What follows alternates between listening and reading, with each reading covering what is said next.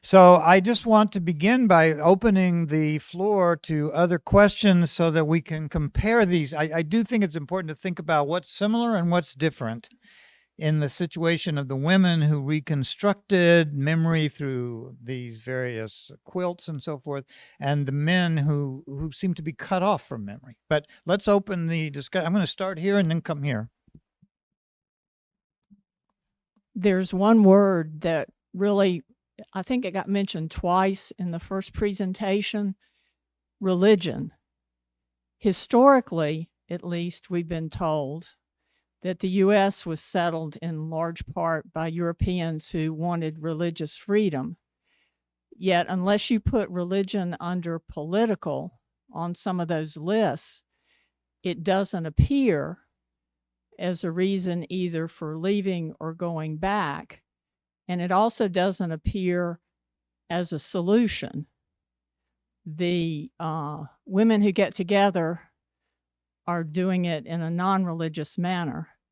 And so I'm wondering what your thoughts are on where, over time, is it just like the US where people are less religious or attached to a religion, where that fits into how this has developed?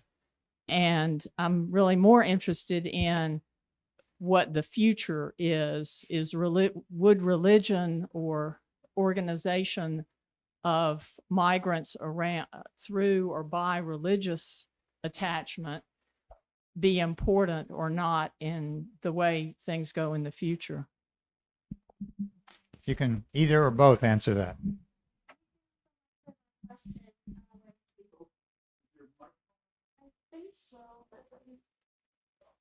It's on.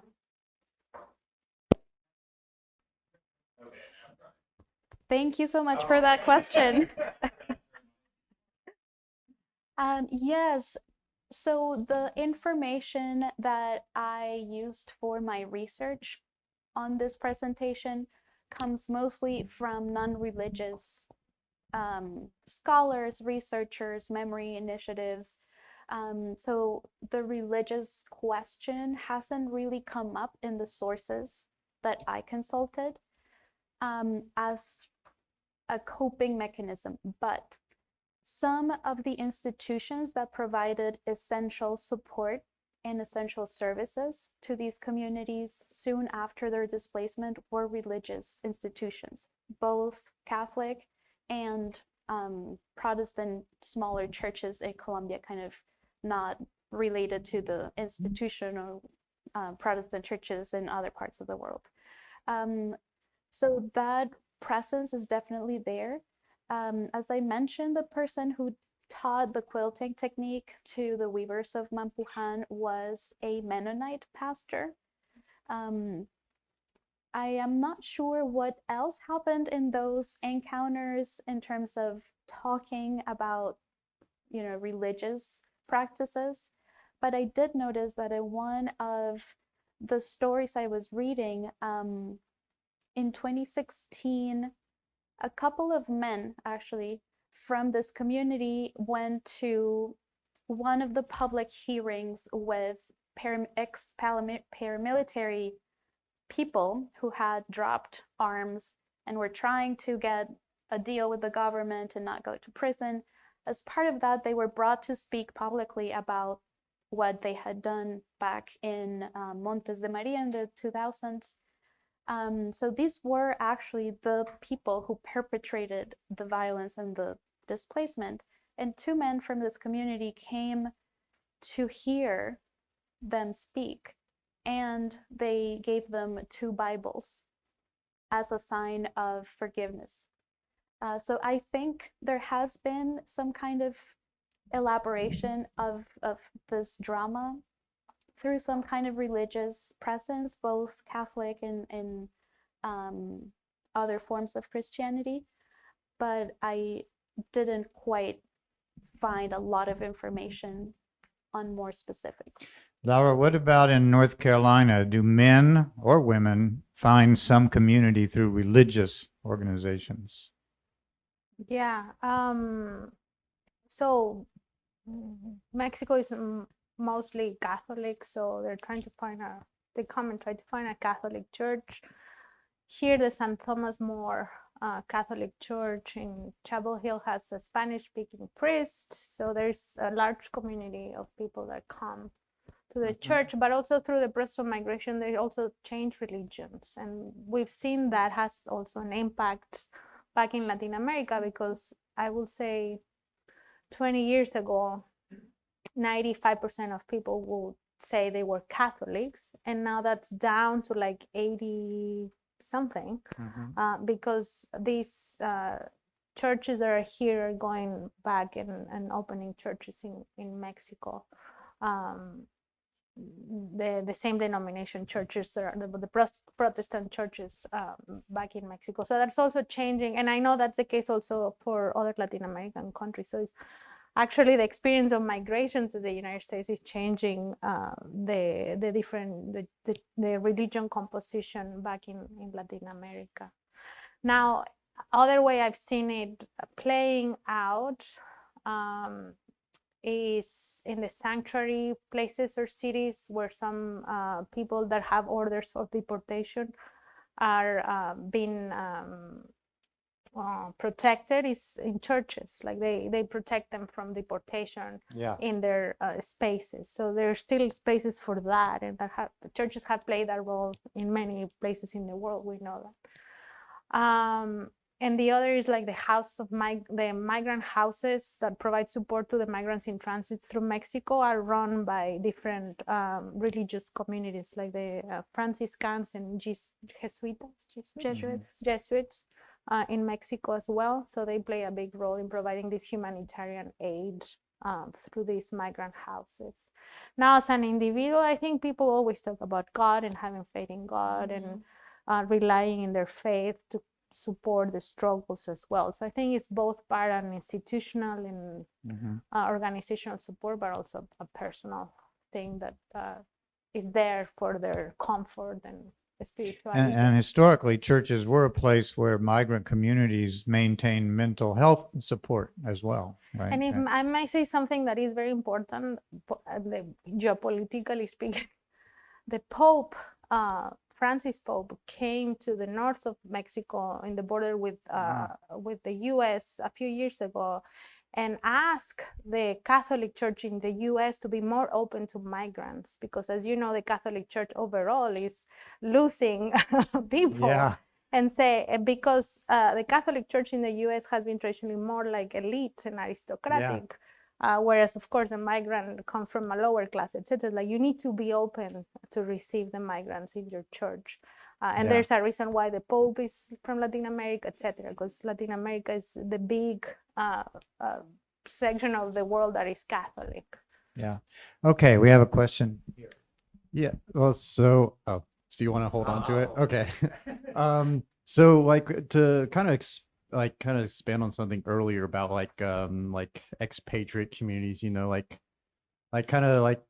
like kind of a, that market difference between like an American expatriate community where like you're a citizen from a developed country going to either a peer country or a developing country, right? Versus the opposite, where somebody comes from a developing country to here. Have you noticed, like, in my experience, I see like, again, like a lot with like the Karen population in communities, like, I think there's concern that maybe some of the culture or the language might get lost over time because of a desire to like kind of conform, and forget about that stuff back home. So like, do you see that in some of these resettled communities in your work as well, like kind of trying to navigate like, how much culture to preserve versus like, or maybe is that even an obstacle to creating a community? Like, we're more focused on conforming to America rather than creating a cultural community of our own.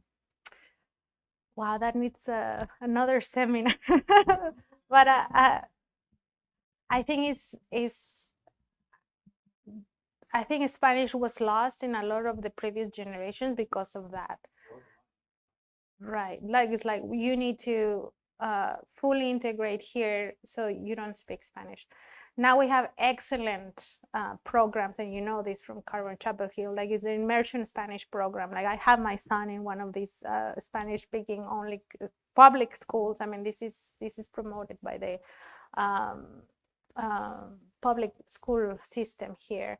So I think there's more opening to be a multicultural society in the United States than it was. Like what is being American, I think looks different of what it was like 50 years, 60 years ago, right? Understanding that we all bring things to this, that is where it's so-called a melting pot, and how that also changes. And the other is like culture doesn't remain static. Like culture is not something that is given and done. I mean, Mexico is changing. Every time I go back to Mexico, I see changes in many ways that I don't that if you're there every day, you don't perceive them. But if you don't go for a few years, you're like, whoa, what happened here? That happened to me during the pandemic, right? Because it was also during the time of the pandemic that I was going through the process of getting my permanent residency. So I couldn't travel back to Mexico for a few years. When I finally went back last year, I was like, wait, why are people talking about these things, or wearing these other things, or eating these other foods? And so, and I had this conversation with somebody, so like, I find products here in the Mexican stores that I don't find in Mexico anymore, because we have this also attachment to these products. They call them in the migrant literature the nostalgia products, right? Like those things that make you feel that you are connected with. Those products are not even consumed anymore back in Mexico. So cultures change as well. Yeah. So it's how open or how closed we are to that change that is the key. So what the historical pattern was that first generation born in the US, they still had a connection with their parents who spoke their parents' language. Then the next generation lost that connection. And by the third generation, they couldn't even speak the same language that their great grandparents spoke. Right. But that so but yeah, also, but for example, in the communities I went to do these interviews, the parents that were migrated, the grandparents that were back in Mexico, their adult children were now working in the US, mostly undocumented, so they were this family separation, but their grandchildren were now US citizens, and they were the ones that traveled back during Christmas. It was the third generation that is keeping the connection, and through that connection, the culture, the language keeps being transmitted or preserved. Mm-hmm. So you see these charter planes that are carrying all the grandchildren back to the rural communities in Mexico. Yeah. Every Christmas. Yeah. Okay. Other questions? I'm going to come around here. But culture is always evolving. And that's what historians love to point out as well. Or changing. I don't know if evolving. Yeah. Well, sometimes we devolved. Good afternoon now. Good afternoon. But I hear what you're saying, but also I think the flip is also true, right? There was the recent controversy, right? When Yaritza Su Esencia went to Mexico City and they had their press conference and they got pillared, right, in the press for their answers to questions, right? That like they only ate food in a certain way, that they didn't like certain things, right? And a lot of people really got upset at them, right? Or you have the rise here in the United States of like the no sabo kids, right? Like, and so like, how do you, to the point about the generations losing connections and creating their own identities, like, what are your thoughts on that? Or how does that play into the whole debate? That's my question. I don't know that event that you're talking about, but yeah, it is hard. I mean, I see it with my own kid, right? And to add to the confusion of my poor kid, my husband is Greek. And Greek from Greece. Greece. So you have a double. So I have a Greek Mexican kid, American. And when I was saying, well, your dad is from Mexico, your dad is from Athens, I'm from Mexico City, and no, I said, your dad is Greek, I'm Mexican, and you are, and he's like, I'm Chapelgileño. And he said it like in Spanglish, right? Like, I'm Chapelgileño. And it's very hard to say like, well, now you have to eat this food, or you have to cook this way. He was very amazed and amused by us doing handmade tortillas, something I never did growing, because it's also this idea that, oh, everybody cooks or makes their own tortillas. That's not true. So we're making handmade tortillas, like, oh, this is very cool. So it's like, is this part of this transmission of this culture? What is my culture? What am I transmitting to him? And then I have the competition of the other culture, because then he comes with his Greek ideas and what he likes best. So I think that's a wonderful example of the way the world is always multicultural, and it, right there in your son.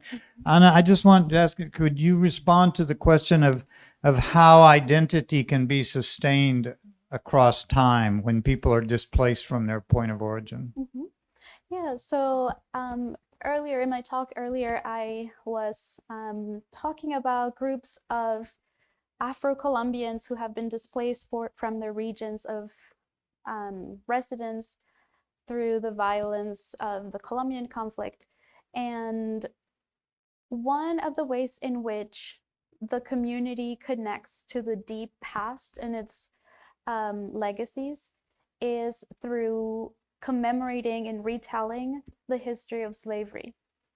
So one aspect of the tapestries that I didn't quite touch on today includes images of ships representing the Middle Passage, many visual references to the experience of enslavement that goes back so many centuries within these same communities. One of the towns neighboring Mampuhan, the town where the weavers came from, is a town that I mentioned briefly, founded by runaways from slavery in the 17th century. And the town has persisted until today. It's called San Basilio de Palenque. And it is a town in which people speak their own Creole language. There is a mixture of Bantu and other West and West Central African languages and Spanish. So it's called Palenquero, and it's the only Spanish-based Creole language that exists. People who grow up in San Basilio de Palenque speaking this language often face discrimination when they leave their town and go to bigger cities like Cartagena or Barranquilla, where Spanish is the dominant language. But many of these communities are maintaining storytelling traditions in Palenquero language and through publishing cookbooks with recipes from the town and recipes that women and children learn from their ancestors. So they actually created a trilingual cookbook that has Palenquero, Spanish, and English. And this cookbook actually won the world's most important award for cookbooks in the year, I don't remember, maybe 2014, competing with, you know, the big French chefs and all of this.